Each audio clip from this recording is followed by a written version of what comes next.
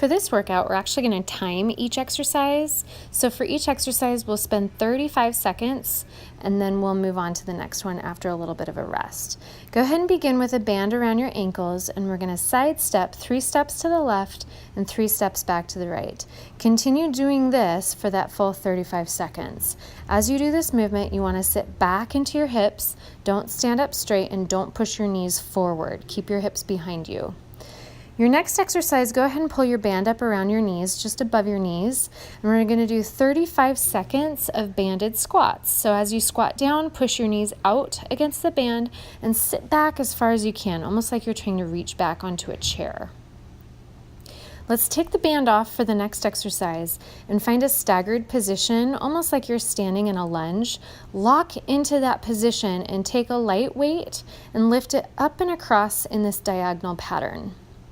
Your lower half should not move at all. Really grip with your legs to keep yourself from moving. We'll do 35 seconds on that right side. You'll take your 25-second break, and then let's go ahead and do 35 seconds with your left leg forward. Your final exercise will be total body extensions, sitting down into your squat, wrapping your hands back behind you, and then reach way high up in the air, lifting up onto your tippy toes at the top. 35 seconds of this, and then take your 25-second break and go back to the beginning. After about a 1 to 2 minute break here, let's go on to the next circuit. Find a nice flat plank position, and if you're able, let's see if we can lift one heel off the floor and alternate heels. If this is too challenging, let's just work on holding your plank for the full 35-second count. From there, we're going to try a single leg deadlift where you're offloaded, meaning that you only have one dumbbell and it's on the opposite side of the working leg.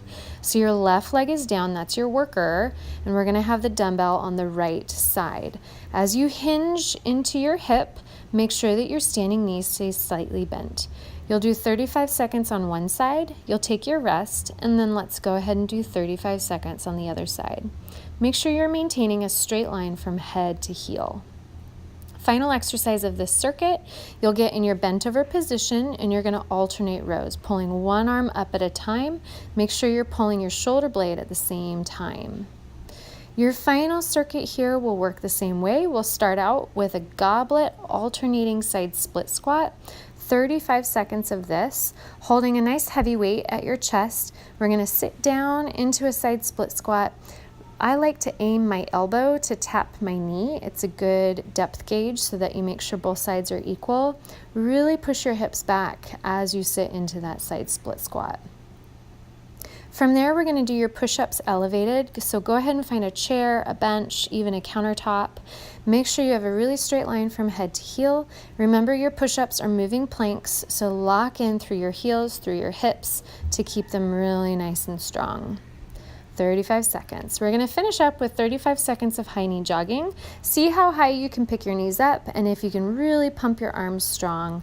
If this is too challenging, we can just trade out and do just squats instead of the high knee jogging. Good job.